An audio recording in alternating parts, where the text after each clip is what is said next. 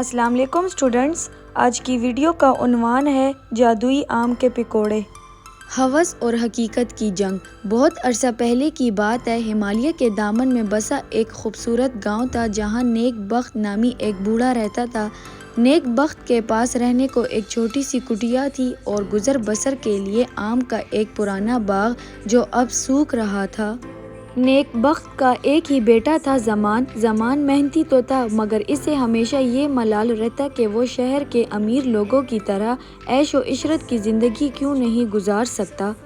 ایک رات جب گاؤں میں شدید طوفان آیا، ایک زخمی پرندہ نیک بخت کی کھڑکی سے آ ٹکرایا۔ وہ پرندہ کوئی عام پرندہ نہیں تھا بلکہ اس کے پر سنہری تھے۔ نیک بخت نے رات بھر اس کی تیمارداری کی، اس کے زخموں پر مرہم رکھا اور اسے گرمائش دی۔ صبح ہوتے ہی وہ پرندہ ایک نورانی صورت بزرگ میں بدل گیا جو دراصل ایک غیبی فرشتہ تھا۔ بزرگ نے نیک بخت کی شفقت سے خوش ہو کر اسے ایک چھوٹی سی پوٹلی دی اور کہا، اس میں جادوئی آم کے بیج ہیں، ان سے جو درخت اگے گا اس کے آموں کو جب تم بیسن میں ڈبو کر تلو گے تو وہ دنیا کے لذیذ ترین پکوڑے بن جائیں گے۔ یہ پکوڑے جس کے پیٹ میں جائیں گے اس کی تمام بیماریاں ختم ہو جائیں گی اور اسے سکون ملے گا۔ لیکن خبردار، جس دن تم نے ان پکوڑوں کی قیمت ضرورت سے زیادہ لی یا کسی غریب کو خالی ہاتھ لوٹایا، اس دن یہ جادو ختم ہو جائے گا۔ دکان کی شہرت اور زمان کا بدلاؤ۔ نیک بخت نے بیج بوئے اور دیکھتے ہی دیکھتے درخت پھلوں سے لد گئے۔ جب نیک بخت نے پکوڑے بنانا شروع کیے تو ان کی خوشبو پورے علاقے میں پھیل گئی۔ بادشاہ کے سپاہی، شہر کے سیٹھ اور عام کسان سبھی نیک بخت کی کٹیا کے باہر لائن لگا کر کھڑے ہونے لگے۔ نیک بخت ہر ایک سے صرف چند سکے لیتا اور غریبوں کو مفت کھلاتا۔ وقت گزرتا گیا اور نیک بخت بوڑھا ہو کر انتقال کر گیا۔ اب باغ اور دکان کی ذمہ داری زمان کے ہاتھ میں آ گئی۔ شروع میں تو زمان نے باپ کی وصیت پر عمل کیا، لیکن جیسے جیسے دولت بڑھنے لگی اس کے دل میں لالچ نے گھر کر لیا۔ اس نے سوچا، لوگ ان پکوڑوں کے لیے میلوں دور سے آتے ہیں، اگر میں ان کی قیمت 10 گنا بڑھا دوں تب بھی لوگ خریدیں گے۔ میں تو چند مہینوں میں بادشاہ سے بھی زیادہ امیر بن سکتا ہوں۔ لالچ کا آغاز اور جادو کا زوال۔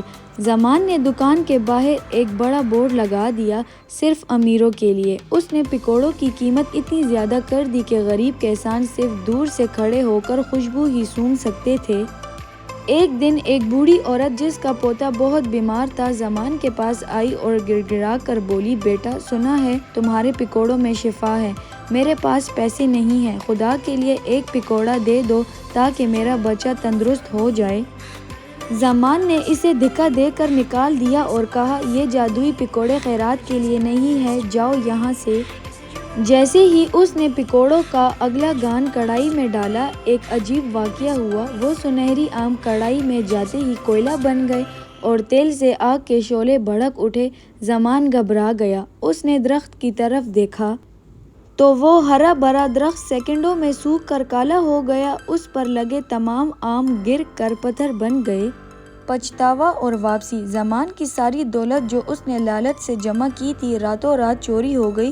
وہ سڑک پر آ گیا۔ تب اسے اپنے باپ کی کہی ہوئی وہ بات یاد آئی کہ جادو صرف ایمانداری تک رہتا ہے۔ وہ کئی دنوں تک بھوکا پیاسا اسی سوکھے درخت کے نیچے بیٹھ کر روتا رہا اور اللہ سے معافی مانگتا رہا۔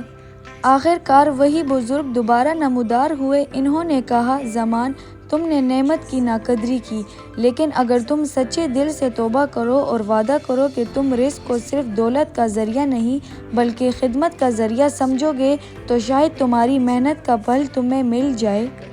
زمان نے عہد کیا کہ وہ اب کبھی لالچ نہیں کرے گا۔ اگرچہ درخت دوبارہ جادوئی نہیں ہوا لیکن زمان نے ہمت نہیں ہاری۔ اس نے آموں سے پکوڑے بنانا شروع کیے مگر اب اس کی نیت میں خلوص تھا۔ اس نے قیمت کم رکھی اور غریبوں کا حصہ پہلے نکالا۔ آہستہ آہستہ اس کے ہاتھ میں وہ ذائقہ واپس آ گیا جو اس کی محنت اور سچائی کا تھا۔ اخلاقی سبق۔ رزق میں برکت اور کامیابی کا دارومدار صرف محنت پر نہیں بلکہ نیت کی پاکیزگی اور انسانی ہمدردی پر ہوتا ہے۔